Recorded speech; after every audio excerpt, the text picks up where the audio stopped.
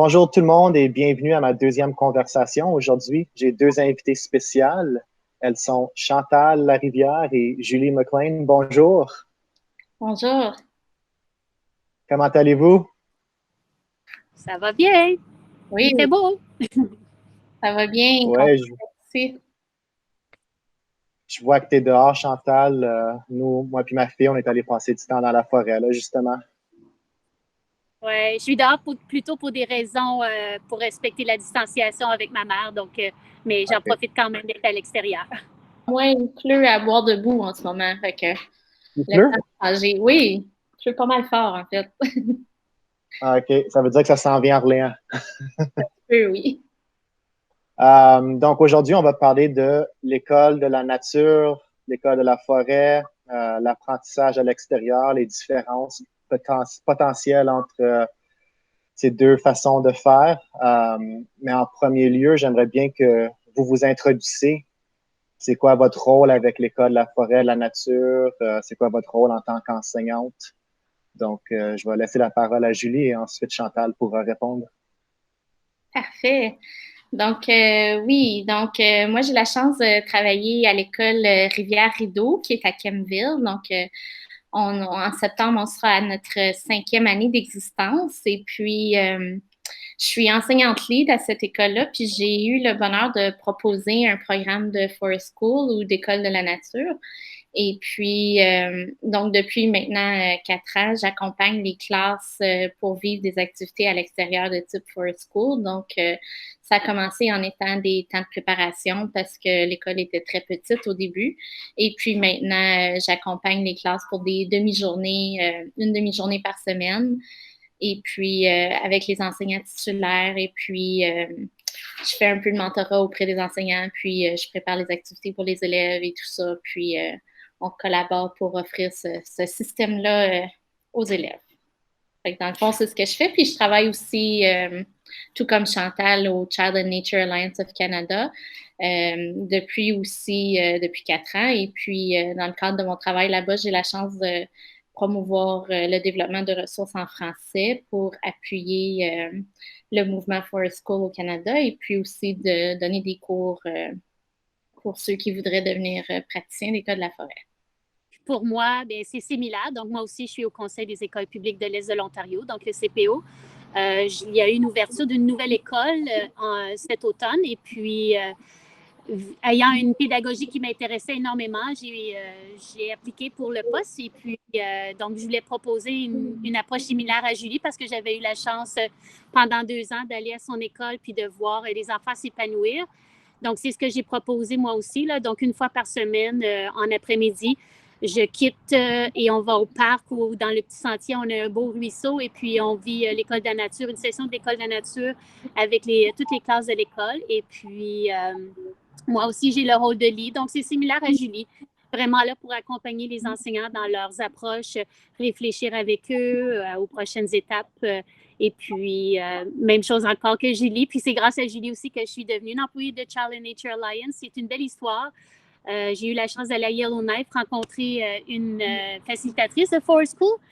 Puis, elle m'a proposé de faire des ateliers en apprentissage par enquête. Et de même côté, Julie avait fait quelque chose de similaire. Donc, ayant 2 personnes qui me recommandaient, mais Child and Nature Alliance était bien curieux de voir. Et puis, depuis ce temps-là, ben, c'est une belle aventure que j'ai débutée. Puis, je suis contente de me joindre à l'équipe, surtout à appuyer Julie dans à promouvoir la francophonie auprès de l'École de la nature parce que c'est beaucoup de ressources en anglais, mais très peu en français. Donc, c'est notre but, c'est de faire valoir et de promouvoir cette approche auprès de la communauté francophone partout au Canada et dans le monde.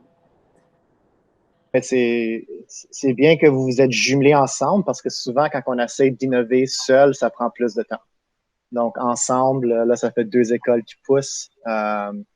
J'ai la chance d'être parmi la première cohorte avec vous pour être les prochains praticiens. Donc, ça, à deux, ça va toujours mieux. Donc, là, le plus de gens qui vont s'y mettre, ben, le message va être difficile à ignorer que c'est important. Moi, je vous connais comme individu avec Julie, qui était la responsable du programme ISO. Ça, c'est ma première rencontre. Puis Chantal, avec l'apprentissage par l'enquête.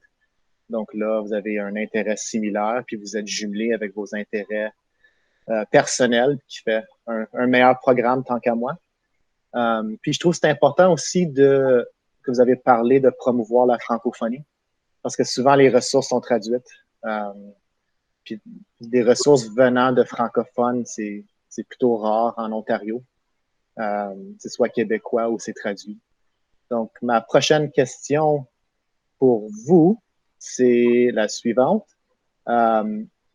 Pourquoi est-ce que les écoles de la nature et passer du temps à l'extérieur, c'est important pour nos élèves et même la société? Oui, donc je peux peut-être commencer. Donc, il y a vraiment des multiples bienfaits au temps passé à l'extérieur. Puis, il y a de plus en plus, il y a beaucoup, beaucoup de recherches qui le démontrent que ça réduit le stress, ça réduit l'anxiété. Ça, c'est juste certains des bienfaits, mais juste un sentiment de bien-être comme tel qui se produit lorsqu'on est à l'extérieur. Lorsqu'on est à l'extérieur.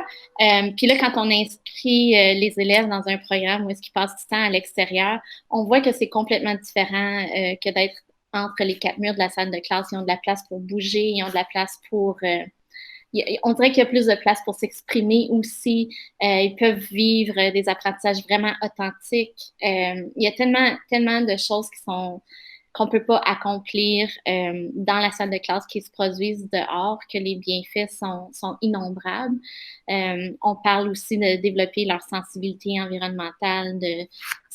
Lorsqu'ils sont dehors, on dit toujours que c'est difficile d'apprécier quelque chose qu'on ne connaît pas, mais en passant plus de temps dehors, on apprend à connaître le milieu naturel qui nous entoure, on apprend à l'aimer.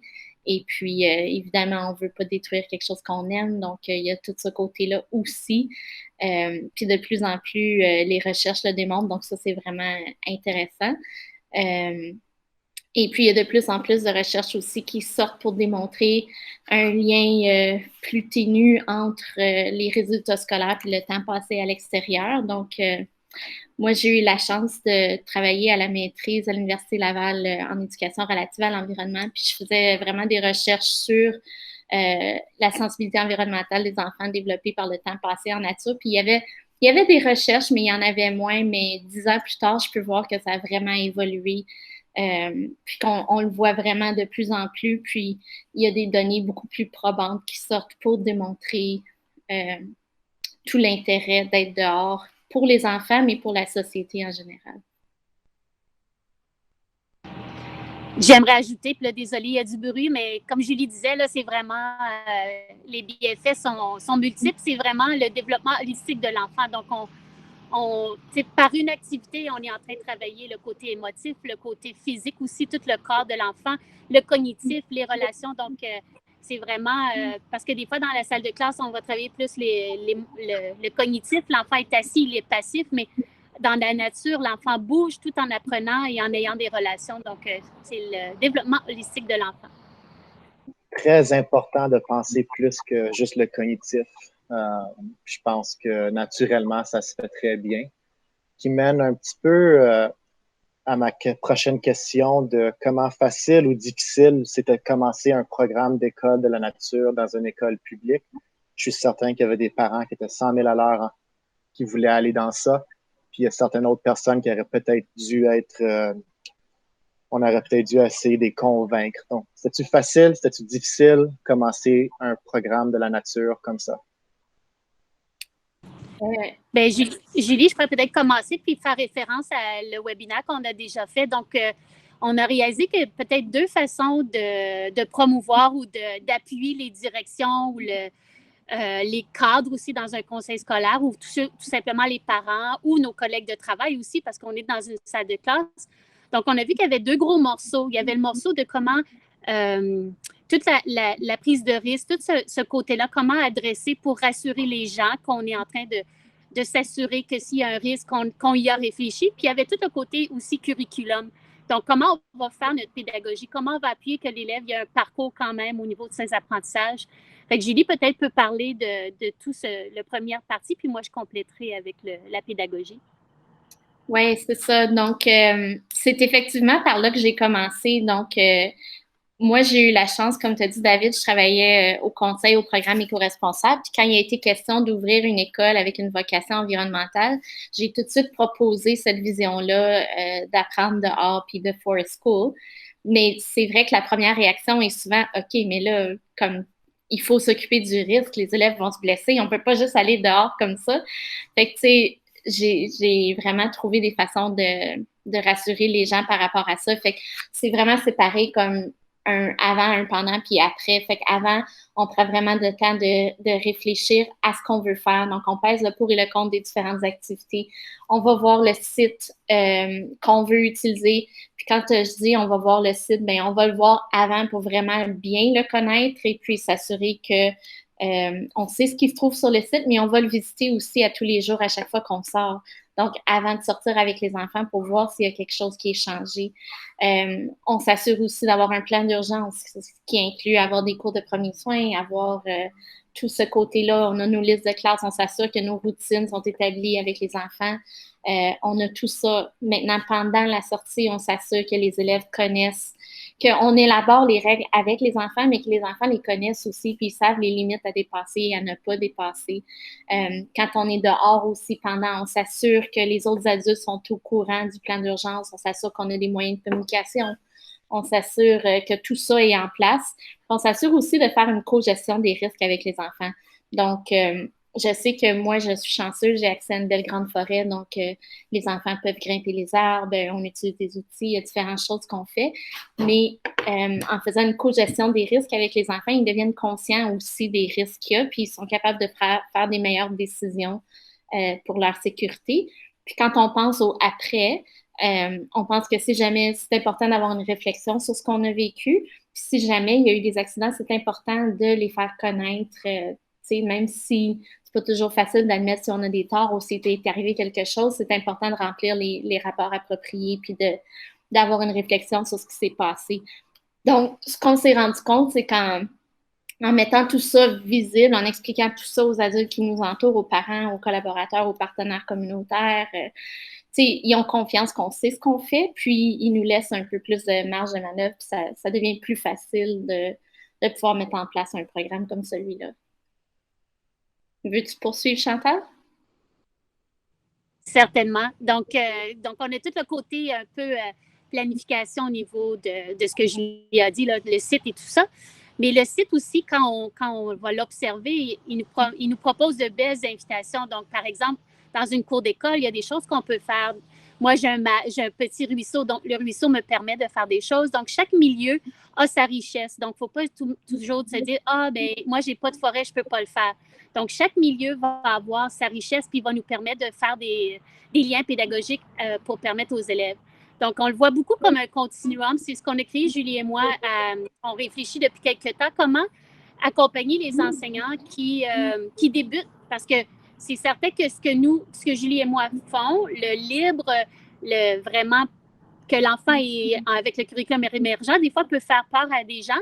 Puis c'est certain que des fois, nous, on va faire une session plus structurée. Donc, le continuum, comment qu'on le voit, c'est que la première étape, c'est de tout simplement substituer le milieu.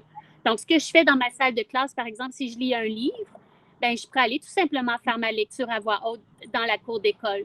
Donc, je suis juste en train de substituer le milieu. Je fais la même chose. Si je fais une activité en mathématiques, que je suis en train de remplir une feuille avec des équations, bien, je prends ma feuille, j'ai une planchette, puis je vais la remplir dehors. Au niveau de la deuxième phase du continuum, c'est qu'on va utiliser la nature comme un outil pédagogique. Donc, par exemple, tout avec les pièces détachées naturelles. Donc, si je suis en train de faire des mathématiques, puis je propose aux élèves, peux-tu me représenter 30? Bien, les élèves pourraient me faire une collection de 10 cailloux, 10 branches et 10 feuilles. Donc, ils ont utilisé la nature pour me représenter les différents concepts et attentes que j'aurais du curriculum.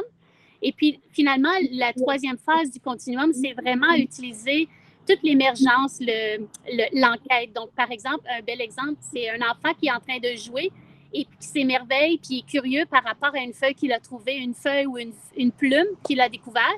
Et puis là, il commence une enquête, il commence à réfléchir. est-ce qu'il y a une poule qui est venue ici? Est-ce qu'il y a un prédateur qui l'aurait mangé?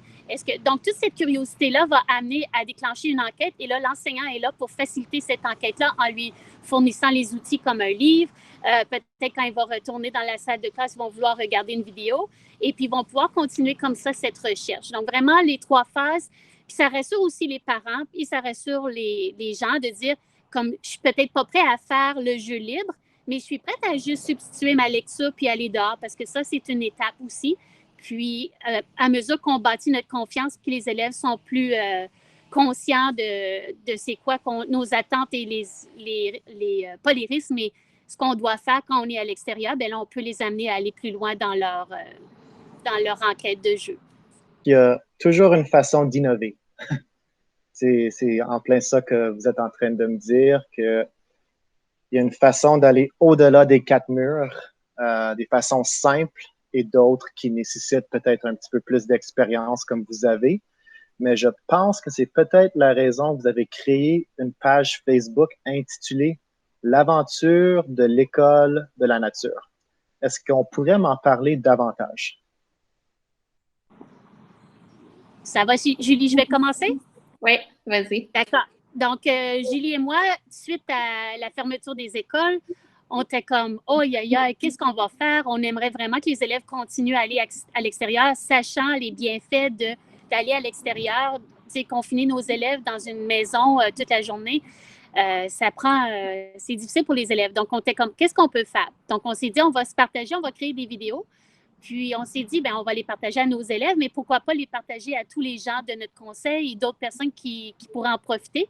Ça va commencer un peu à faire réfléchir les gens que l'accompagnement ou la pédagogie en ligne peut se vivre autrement que juste prendre un logiciel qui est déjà sur l'ordinateur puis que l'élève pourrait jouer en ligne. Donc, c'était vraiment ça notre intention, c'était de créer des outils pour appuyer les parents à amener leurs enfants à l'extérieur, puis un peu revivre ce que nous, on crée lors des sessions de l'École de la nature. Donc, c'est certain que c'est beaucoup plus dirigé parce que le parent n'a pas eu la formation. Mais toutefois, nos élèves connaissant un peu déjà le fonctionnement de l'École de la nature, donc en leur proposant des invitations comme ça, bien, ça créait un engouement et les élèves ont voulu aller explorer les différentes vidéos qu'on a proposées, différentes activités. Si je peux me permettre d'ajouter aussi, Chantal, c'est un projet comme, oui, on a pris l'occasion de le faire pendant le COVID, mais c'est un projet qu'on souhaitait faire déjà un peu avant. Parce que, comme on a dit, il y a peu de ressources en français pour l'École de la nature. Puis, on avait le souci, on reçoit quand même quelques demandes de gens sur Twitter, de gens dans le conseil ou ailleurs qui veulent avoir de l'appui pour commencer des programmes comme ça. Puis, on avait le souci de rassembler un peu les ressources qu'on avait pour éventuellement partager ça, puis partager aussi les ressources qu'on avait en français. Parce que moi, quand j'ai commencé mon parcours avec Foreschool, il n'y avait rien qui était disponible en français. Puis j'ai pris sur moi de développer des outils en français qui étaient disponibles pour mon école puis mes besoins. Donc, c'est un peu une plateforme qu'on veut, puis peut-être qu'on peut le dire, là, on a une phase 2 qu'on veut faire carrément un site web pour expliquer un peu notre parcours d'École de la nature, puis partager les ressources qu'on utilise, puis rendre disponible à la francophonie ce qu'on trouve plus aisément en anglais, dans le fond. Donc, c'est un endroit où les enseignants, les parents, peut-être même des élèves plus vieux pourraient aller chercher des idées qui sont excellentes et gratuites. Donc, je trouve que ça, c'est bien de promouvoir la francophonie et le bien-être en même temps. Avant que les gens puissent aller voir ces ressources-là, parce qu'il y en a qui écoutent à ça en ce moment, la balado, est-ce que vous avez des conseils à donner aux enseignants ou aux parents, aux adultes responsables pour commencer ou peut-être continuer leur perfectionnement dans l'école, la nature et l'apprentissage à l'extérieur? Donc, moi, je pourrais débuter répondre à cette question pour commencer. Je pense que c'est de se faire confiance, puis surtout faire confiance à l'enfant, le voir comme un enfant compétent et curieux. Parce que si on lui fait confiance et puis on va à l'extérieur, parce que parfois on se dit, ben là, je suis pas dans ma classe, j'ai pas mon tableau, j'ai pas mes crayons, mais il apprendra pas. Mais on a fait une belle lecture, on a fait un cercle de lecture, puis c'était un peu pour ça aussi qu'on avait fait le cercle de lecture, c'était pour commencer cette réflexion-là, puis voir l'importance du jeu libre. Donc, on a fait la lecture du livre, c'est un livre que je vous recommande fortement pour réfléchir, tout pédagogue ou parent devrait lire. C'est Libre pour apprendre, et en anglais, c'est Free to Learn. Peter Green nous explique très bien la boîte, les 4 murs, pourquoi sa raison d'être. Donc, pourquoi l'école fonctionne de telle façon. Donc, je ne vous dirai pas le punch parce que vous n'allez pas aller lire le livre, mais c'est vraiment de leur faire confiance puis dire, oser, faire des petits pas. Tu sais, la théorie des petits pas, là, c'est vraiment, tu sais, première journée, peut-être je vais aller dehors 30 minutes, puis je vais aller oser faire une lecture, puis c'est pas grave s'il y a un papillon qui vient nous déranger, on va juste le regarder, puis après ça, on va continuer la lecture. Donc, je pense que c'est, puis d'oser, puis de faire des petits moments, puis voir qu'est-ce que ça vous apporte, puis si ça vous intéresse. J'allais dire un peu la même chose que Chantal, mais c'est vraiment ça, c'est d'oser faire des petits pas, puis faire confiance à l'enfant. Donc, les enfants sont tellement surprenants, puis parfois, c'est les enfants qu'on penserait qu'ils pourraient nous causer des problèmes dehors ou qui n'écouteraient pas ou qui... C'est ceux-là, dans le fond, qui réussissent à nous surprendre, puis c'est tellement beau de les voir dehors s'épanouir dans un autre contexte. Donc, ça vaut vraiment la peine, je crois, de se lancer puis d'oser faire quelque chose qui est un peu différent puis de se faire confiance parce que dans le fond, de faire confiance que la magie va s'instaurer puis qu'on n'a pas besoin de tout contrôler quand on est dehors. Tu sais, comme Chantal disait, s'il y a un petit papillon qui arrive, ben c'est pas grave ou un oiseau qui passe, de arrêter la lecture puis de saisir le moment qui est là. Je pense que c'est vraiment ça, c'est d'être à l'écoute, de saisir les occasions puis d'avoir confiance aux enfants. J'aimerais ajouter, Julie, je pense que je pourrais peut-être parler de... Parce que je te voyais aller, tu sais, j'étais conseillère pédagogique, puis je voyais des photos, puis tout, puis à un moment donné, tu sais, j'ai osé, moi aussi, puis je suis allée dehors, puis j'avais ma planchette, puis j'avais dans ma tête, aujourd'hui, on s'en va regarder des feuilles. Aujourd'hui, on s'en va regarder des feuilles, puis j'avais tout mis ma leçon, puis c'est correct. Puis quand je suis allée dehors, finalement, il n'y en avait pas de feuilles, puis tu sais, ça m'a permis de réfléchir. Donc, c'est une des choses qu'on encourage beaucoup les gens, c'est certain que peut-être vous allez avoir un échec, mais prenez le temps de réfléchir à ce qui n'a pas fonctionné, puis essayer puis en parler à d'autres personnes aussi, dire, j'ai fait ça aujourd'hui, ça n'a pas fonctionné, qu'est-ce que tu aurais fait? Parce que c'est ça la pédagogie. Être un pédagogue, c'est de réfléchir et d'en discuter, puis être pas tout seul dans son petit coin. Donc, c'est d'oser, de dire, regarde, j'ai manqué mon coup aujourd'hui, qu'est-ce que toi, tu aurais fait à la place? Puis je pense que c'est là qu'on grandit en tant que pédagogue, puis on ose, puis et aujourd'hui, on le dit, moi, je le dis souvent aux élèves, madame avait pensé de faire ça aujourd'hui, ça n'a pas fonctionné. As-tu des idées ou on va réfléchir une autre chose? Donc, c'est des excellentes suggestions. Je pense que ces suggestions-là et ces conseils pourraient être pour tous les enseignants, enseignantes qui ont peut-être une petite crainte d'aller à l'extérieur ou même ceux qui ont de l'expérience à aller dehors. Vous avez donné des nouvelles idées.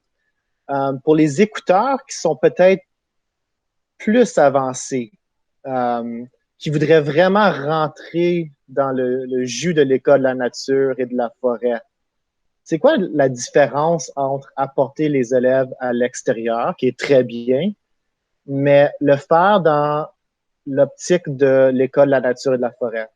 Rajouter une vision, une philosophie de l'école de la forêt, ça serait quoi les différences? Donc, c'est ça, tu as un peu touché à ce que c'est l'école de la nature ou la notion de forest school. C'est vraiment comme une façon particulière d'aller dehors. C'est une approche, c'est une vision, c'est une façon de faire. Il en existe une multitude de façons d'aller dehors avec les élèves.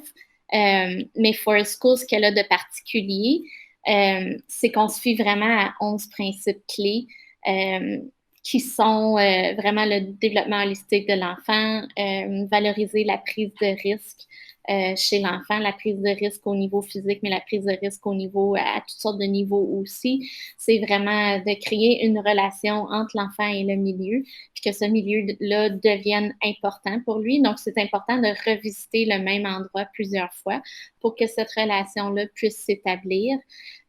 C'est aussi de voir l'enfant comme capable et compétent, que l'adulte est plutôt là comme un guide et un mentor et non pas comme celui qui est l'expert. Donc, on apprend à côté de l'enfant. Puis, on se dit vraiment qu'on apprend autant que l'enfant. Donc, l'enfant peut m'apprendre des choses autant que moi, je peux lui apprendre. On apprend vraiment ensemble. Donc, c'est vraiment de respecter des principes clés. Peut-être que j'en oublie, Chantal. Je ne sais pas si tu veux ajouter.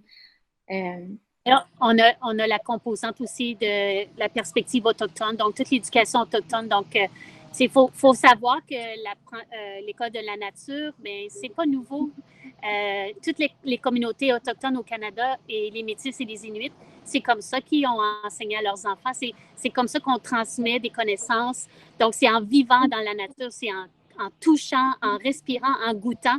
Et puis, donc ça, pour moi, c'est un des morceaux les plus importants. Reconnaître que le milieu est ton premier enseignant. Il est là vraiment pour que tu apprennes et tu vas te poser des questions.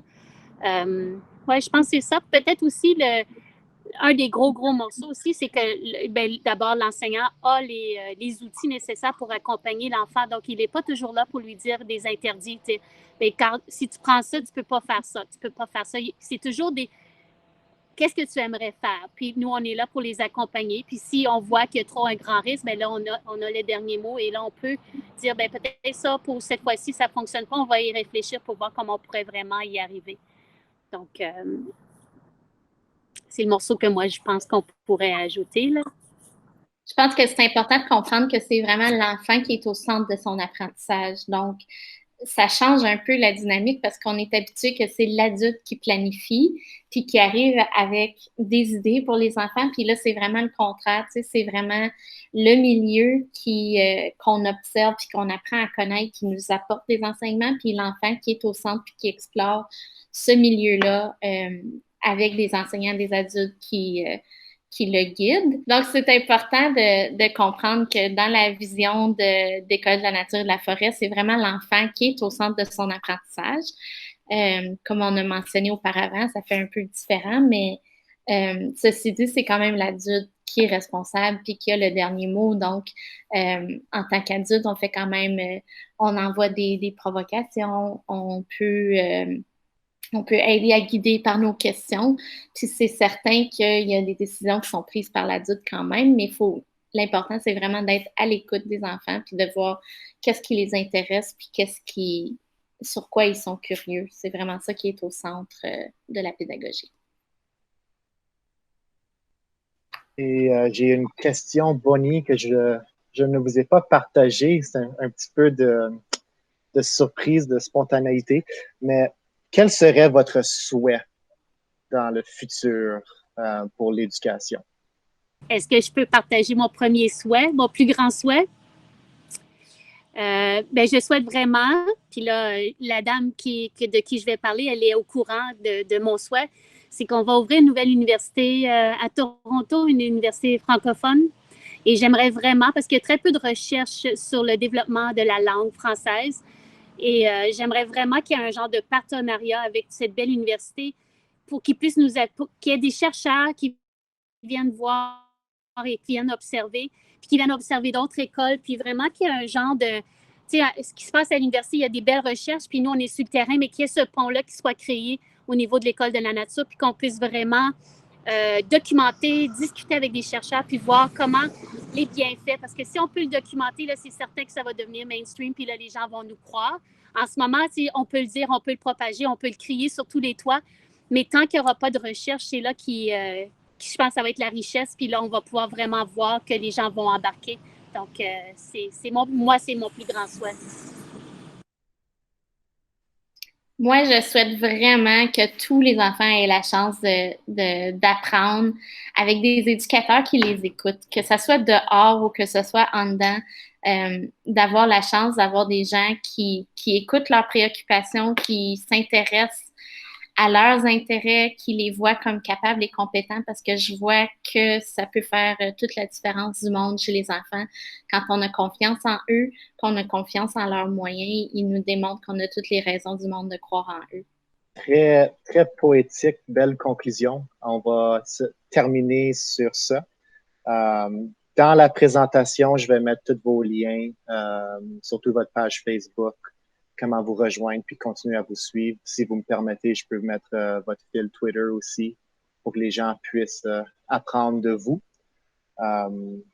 Donc, merci beaucoup d'avoir accepté de venir jaser et de parler de votre passion.